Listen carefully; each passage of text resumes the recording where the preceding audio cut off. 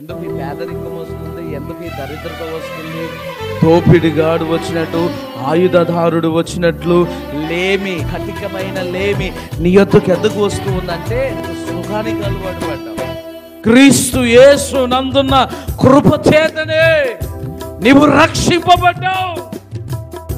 కృప లేకుండా నీకు రక్షణ దొరకలేదు. అక్క మయుడైన యేసే 2025 సంవత్సరాల క్రితమే ఇదిగో శరీరధారిగా కృప సత్య సంపూర్ణుడిగా మన మధ్యలో సంచారము చేశాను, మన మధ్యలో నివాసము చేశాను.